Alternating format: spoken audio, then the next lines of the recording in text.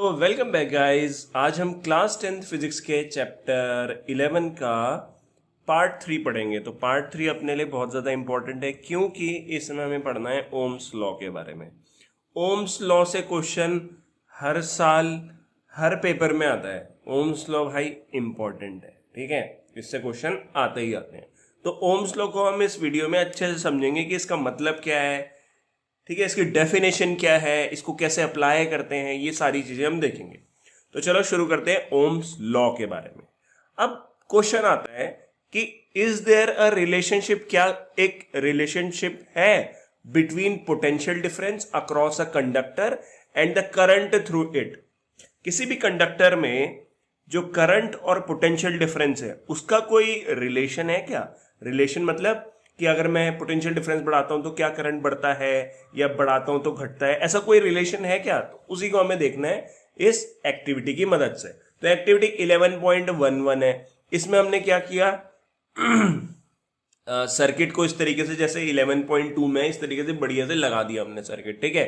और हमने यहाँ पे क्या लिया, नाइक्रोम वायर ली है। नाइक्रोम क्या है? एलॉय होता है, ठीक है। नाइक्रोम वायर ली एक्स वाई ऑफ लेंथ, मतलब यहां से लेके यहां तक की जो है ये हमने क्या ले ली, नाइक्रोम वायर ले ली, जो कि 0.5 मीटर की है। फिर एम मीटर ले लिया करंट नापने के लिए, वोल्ट मीटर ले लिया पोटेंशियल डिफरेंस नापने के लिए, और 4 सेल ले लिए 1.5 वोल्ट ईच के, ठीक है ना। 1.5 1.5 1.5 ऐसे ले लिए, ठीक है। लिखा भी है नाइक्रोमिक अलॉय है nickel, chromium, magnesium and iron metals का, ठीक है।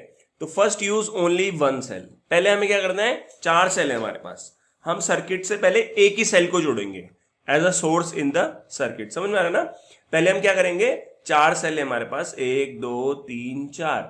इसमें से हम क्या करेंगे, पहले एक ही को यूज करेंगे, एक सर्किट में एक सेल को जोड़ देंगे। फिर note the reading in the ammeter I. Ammeter में हमें रीडिंग देखनी है एक सेल लगाने पे कितनी आ रही है, ठीक है। For the current and the reading of voltmeter V for potential difference across the nichrome wire XY in the circuit। तो ये था नाइक्रोम वायर यहां से लेके यहां तक का। इस नाइक्रोम वायर के बीच में जो पोटेंशियल डिफरेंस है, मतलब यहां इस पॉइंट से लेके इस पॉइंट तक जो पोटेंशियल डिफरेंस है वो हम नापेंगे किससे, वोल्टमीटर लगा करके। तो हमने क्या किया, पहले एक सेल जोड़ा, ठीक है ना, ये वाला सेल मान लो हमने जोड़ दिया सर्किट से।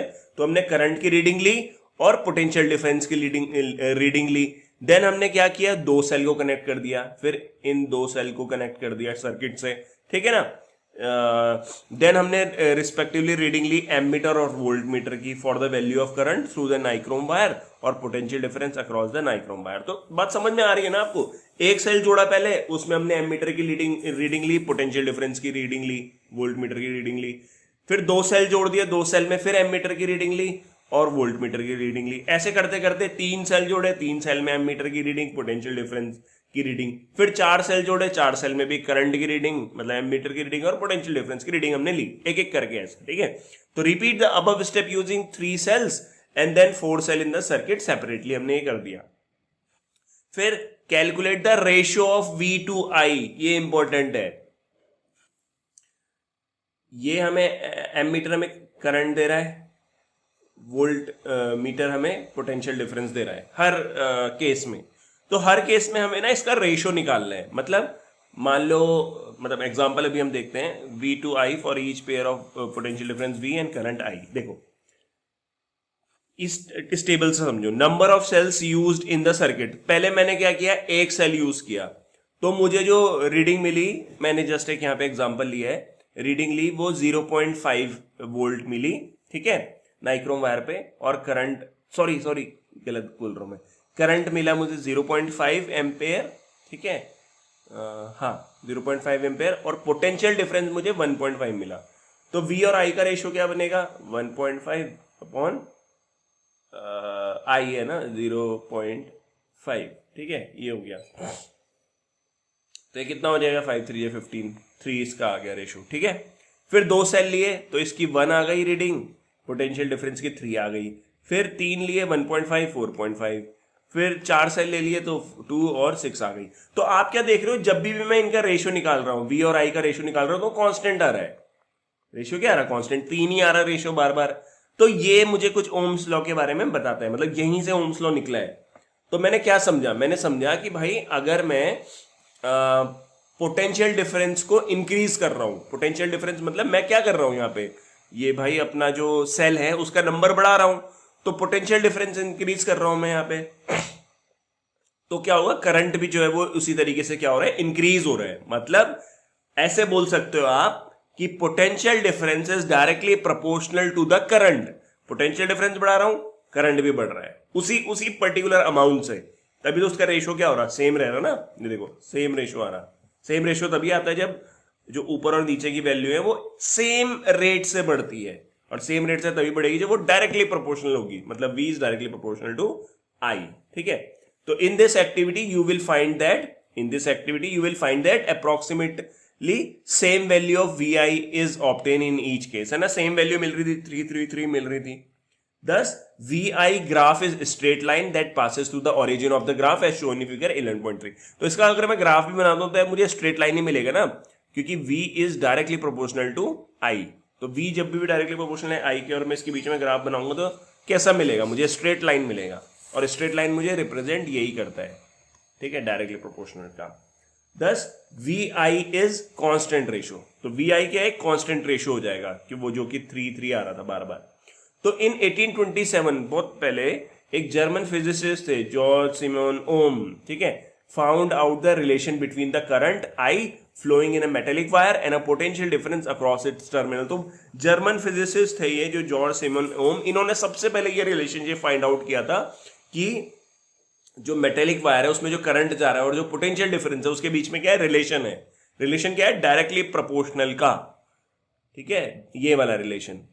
The potential difference V across the end of metallic wire in an electric circuit is directly proportional to the current flowing through it। बहुत इंपॉर्टेंट है, फिर से बोल रहा हूं, potential difference V across end of a metallic wire, कोई भी and ले लेते हैं मेटेलिक वायर का, ठीक है, यहां से लेके यहां तक, ये इधर से इधर तक का पोटेंशियल डिफरेंस जो हमने लिया वो डायरेक्टली प्रोपोर्शनल होता है करंट के, जो करंट इस पे फ्लो कर रहा है उसके। Potential difference is directly proportional to current, ठीक है।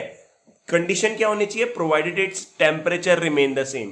टेम्परेचर क्या होना चाहिए, सेम रहना चाहिए, इसी को बोलते हैं ओम्स लॉ। तो ये भाई ये जो डेफिनेशन है ये देख लेना, ये आती है, ठीक है। In other words V is directly proportional to I, ठीक है। अब डायरेक्टली प्रोपोर्शनल का साइन जब मैं हटाऊंगा तो एक कांस्टेंट लगाऊंगा, ये होता ही है, ठीक है। V upon I is equal to constant. VI जो रेशियो था वो ऑलवेज क्या आ रहा था, कांस्टेंट आ रहा था, 333 आ रहा था, ठीक है। अब इस केस में कांस्टेंट मेरे पास क्या चीज है, इस केस में कांस्टेंट है मेरे पास R। What is R? R is resistance. R क्या होता है, रेजिस्टेंस होता है, ये प्रॉपर्टी होती है किसी कंडक्टर की, कह सकते हो आप, ठीक है, एक तरीके से। अभी हम समझेंगे इसको। तो ये सॉल्व करके मुझे जो रिलेशन मिला V is equal to IR मिला।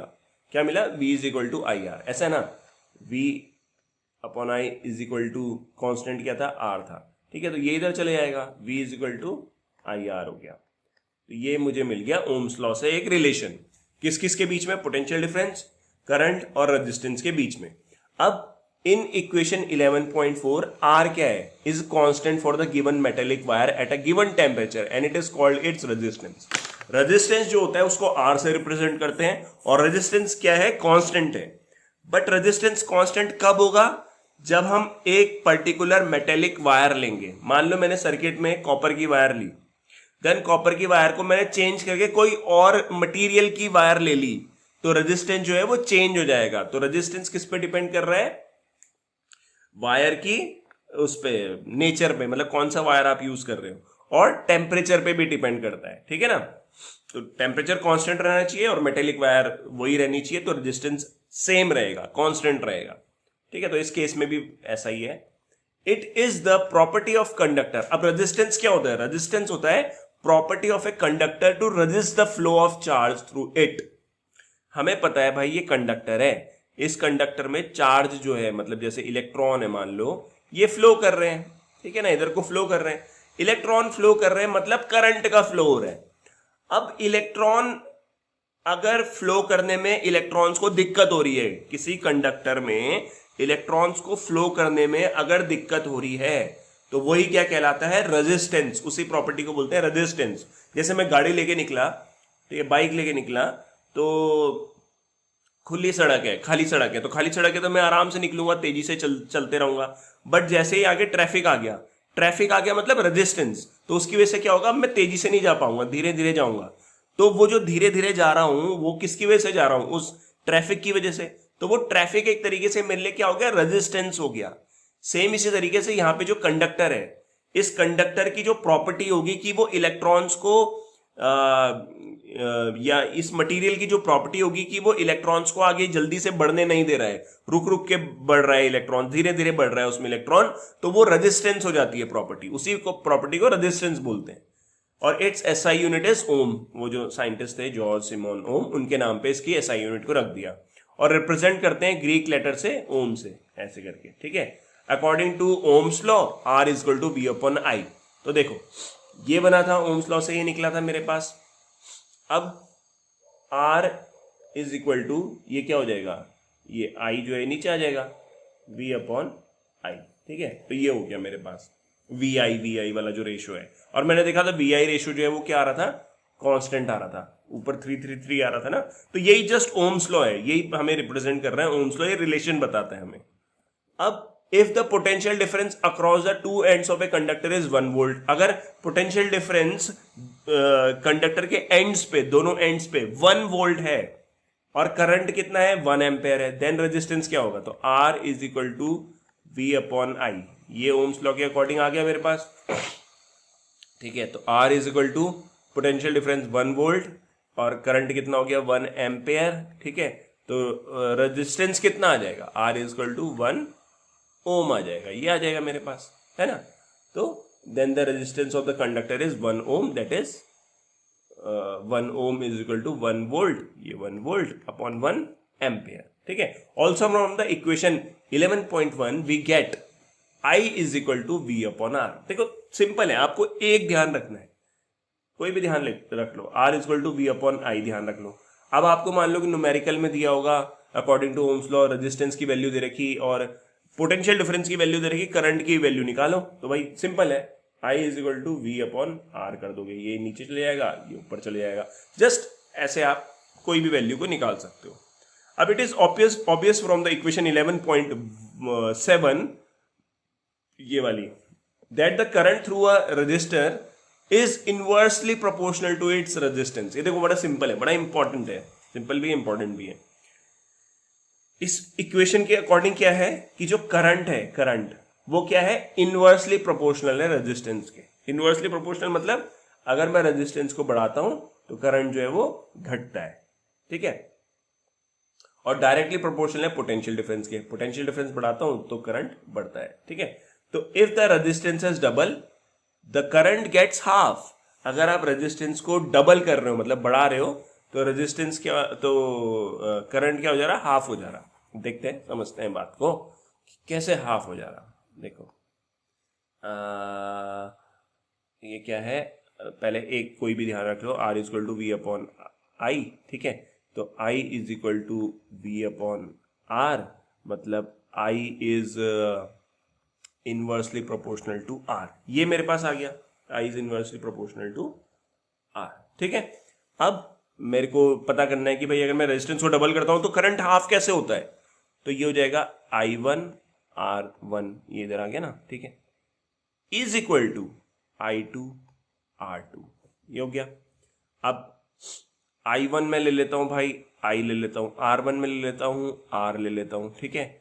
I2 मुझे पता करना है, और R2 मतलब मैंने क्या किया, रेजिस्टेंस को डबल कर दिया प्रीवियस से, तो पहले R था अब 2R हो गया, ठीक है। R से R कैंसिल हो गया, तो क्या हो गया, ये हो गया हमारा I is equal to I2 into 2, इस तरीके से हो गया। तो क्या होगा, I2 इज इक्वल टू क्या हो जाएगा, नीचे चले जाएगा I/2, मतलब प्रीवियस जो करंट था I उसका हाफ हो गया अब जो करंट आया I2। तो रेजिस्टेंस मैंने डबल किया तो करंट क्या हो गया, हाफ हो गया। तो वही लाइन यहाँ पे लिखी हुई है। In many practical cases it is necessary to increase और decrease the current in electric circuit. अब किसी इलेक्ट्रिक सर्किट में मुझे करंट को बढ़ाना घटाना पड़ता है, मतलब भाई मशीन को अगर एक टाइम ज्यादा करंट चाहिए तो बढ़ा सकते हैं करंट को, घटाना है कम चाहिए तो कम कर सकते हैं। तो ये प्रैक्टिकली करते हैं बहुत सारे अप्लायंसेज में। A component used to regulate current without changing the voltage source is called variable resistance. अब वेरिएबल रेजिस्टेंस क्या होता है? वेरिएबल, वेरी मतलब चेंज होते रहना। तो आपने एक सर्किट लिया है, ठीक है, एक सर्किट ले लिया कोई भी यार, ऐसे ये रेजिस्टेंस हो गया इसमें, ठीक है, ये बैटरी हो गया इसमें, ठीक है, और ये एमीटर भी लगा दो यहाँ पे, एक की लगा दो यहाँ पे, ठीक है, ये हो गया, ये बैटरी वैटरी सब लगा दिया, ठीक है। अब देखो उसने क्या बोला, अगर आपको इस सर्किट में रेजिस्टेंस चेंज करना, तो इस सर्किट में अगर आपको करंट चेंज करना है, ठीक है, करंट चेंज करना है, तो आप क्या कर सकते हो? ठीक है, सिंपल सा, आप क्या कर सकते हो, मुझे इस सर्किट में क्या करना है, करंट को चेंज करना है, तो मैं क्या कर सकता हूं, बैटरी चेंज कर सकता हूं, बैटरी को बढ़ा दूंगा, बैटरी का जो पोटेंशियल है उसे बढ़ा दूंगा, मतलब ज्यादा बैटरी लगा दूंगा, ज्यादा सेल लगा दूंगा, तो करंट बढ़ जाएगा, ऑब्वियस सी बात है। बट लेकिन मैं नहीं चाहता इसको चेंज करना, मतलब मैं पोटेंशियल डिफरेंस जो है, जो बैटरी है, उसको उतना ही रखने देना चाहता हूं, बट करंट को मुझे चेंज करना है। तो मैं क्या कर सकता हूं, मैं क्या कर सकता हूं, ये जो रेजिस्टेंस है इसको चेंज कर सकता हूं। तो रेजिस्टेंस कम हो जाएगा अगर, अभी हमने पढ़ा था, रेजिस्टेंस मैंने कम कर दिया अगर, ठीक है, ये रेजिस्टेंस अगर मैंने कम कर दिया तो करंट क्या हो जाएगा, बढ़ जाएगा, इनवर्सली प्रोपोर्शनल है। रेजिस्टेंस मैंने बढ़ा दिया तो करंट कम हो जाएगा। तो पोटेंशियल डिफरेंस को कांस्टेंट रख के मैं जस्ट रेजिस्टेंस को वेरी करूंगा तो करंट वेरी हो जाएगा, करंट क्या हो जाएगा, वेरी करना शुरू कर जाएगा, ठीक है। तो यहां पे इन सर्किट्स में एक वो लगता है, कंपोनेंट लगता है जिसका नाम क्या होता है, रियोस्टेट होता है। रियोस्टेट ये एक डिवाइस है, ये क्या करता है, पोटेंशियल डिफरेंस कांस्टेंट रहेगा, ये जो बैटरी वाला सीन है ये कांस्टेंट रहेगा, बस मैं रेजिस्टेंस को बढ़ा घटा सकता हूं इस रियोस्टेट की मदद से। तो रेजिस्टेंस बढ़ेगा घटेगा तो करंट की भी वैल्यू बढ़ेगी घटेगी, तो ये हम कर सकते हैं इससे, ठीक है। तो इन एन इलेक्ट्रिक सर्किट एक डिवाइस है rheostat is used, often used to change the resistance in a circuit, ठीक है ना। सर्किट के अंदर रेजिस्टेंस चेंज कर सकते हैं तो उससे करंट भी चेंज होगा। We will now study about electric resistance of a conductor with the help of following activity. तो अब हमें रेजिस्टेंस के बारे में पढ़ना है। रेजिस्टेंस वैसे आप सिंपल ये समझो, रेजिस्टेंस हो गई रुकावट, ठीक है, करंट के प्रति जो रुकावट है उसे रेजिस्टेंस बोलते हैं, ठीक है। जैसे मैं बोल रहा हूं कि भाई इस मटेरियल का रेजिस्टेंस ज्यादा है, तो इसका मतलब क्या है, इस मटेरियल के अंदर करंट अच्छे से नहीं जा पाएगा क्योंकि रेजिस्टेंस ज्यादा है। रेजिस्टेंस मतलब रुकावट, ठीक है। तो इन एक्टिविटी अब 11.2 देखना है। यहां पे हमें नाइक्रोम वायर लेना है पहले, उसके बाद टॉर्च बल्ब लेना है, एक 10 वॉट का बल्ब लेना है, तीन चीजें लेनी है, नाइक्रोम वायर, एक टॉर्च बल्ब, एक 10 वॉट का बल्ब, और एमीटर ले लिया 0 to 5 एम्पेयर रेंज का, प्लग की ले लिया और कनेक्टिंग वायर्स ले लिया। फिर हमने क्या किया, set up the circuit by connecting 4 dry cells of 1.5 volt each. 1.5 volt each के हमने 4 सेल्स लिए, उनको कनेक्ट कर दिया सीरीज में एमीटर के साथ, और यहाँ पे एक गैप छोड़ दिया, XY वाला गैप छोड़ दिया, यहाँ पे ये ऐसे कर दिया, यहाँ पे गैप छोड़ दिया,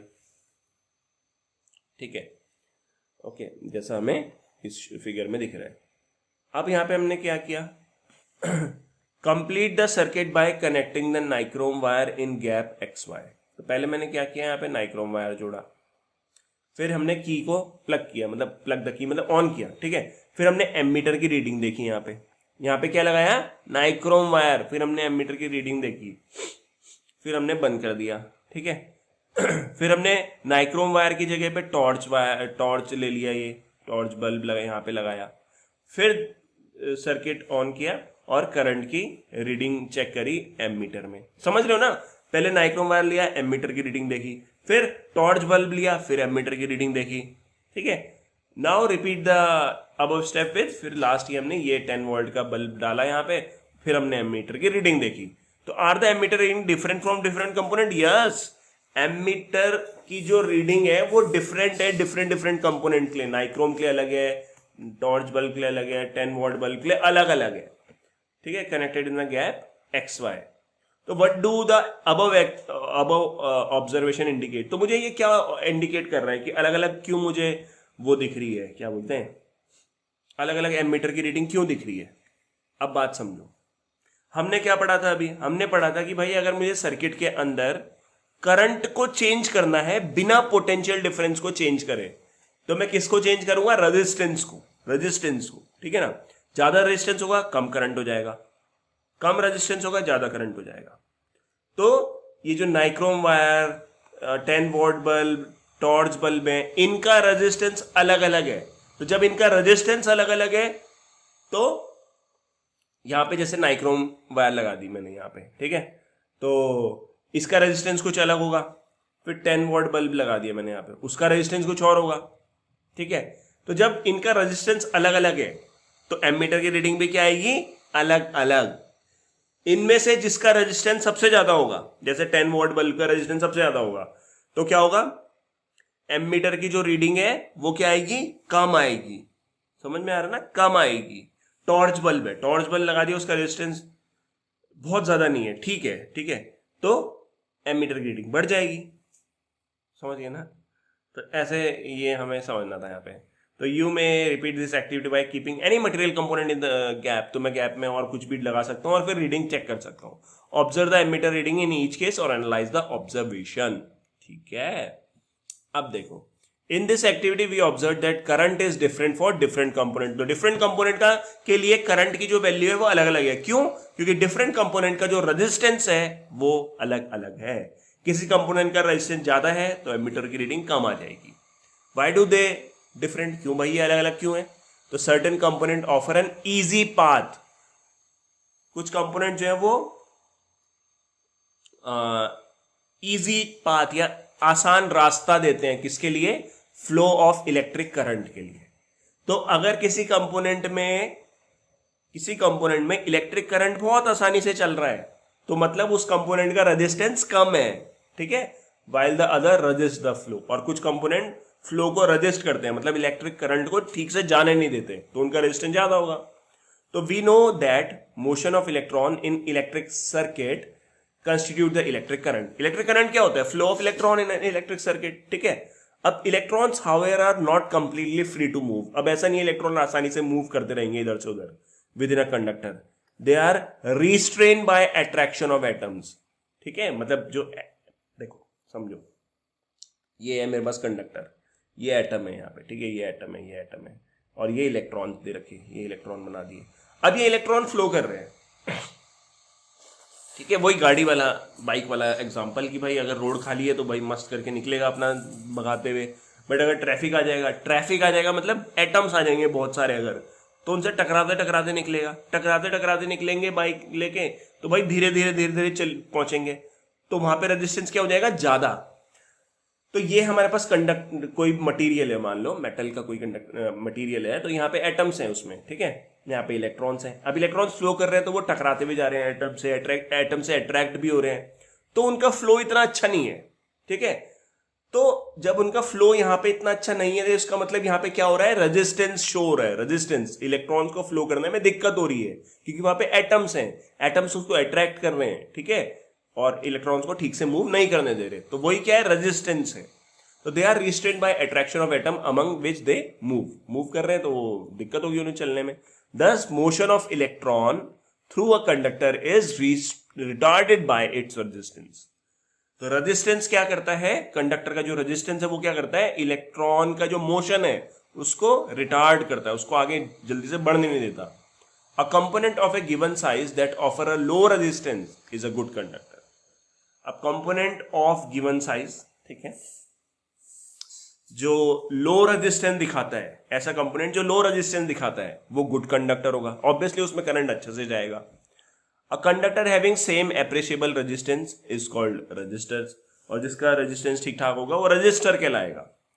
अ component of identical size that offer a high resistance. अब एक कंपोनेंट है आइडेंटिकल साइज का, साइज सेम हम लेंगे और उसका हाई रेजिस्टेंस है, तो हाई रेजिस्टेंस तो पुअर कंडक्टर हो जाएगा, ठीक है ना।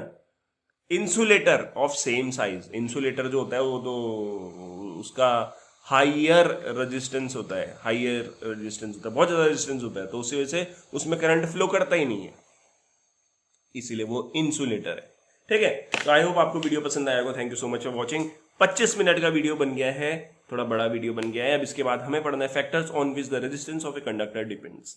तब तक थैंक यू सो मच, अपना ध्यान रखना और प्लीज़ अगर ये वीडियो पसंद आता है तो उसे लाइक करना, शेयर करना और सब्सक्राइब करना।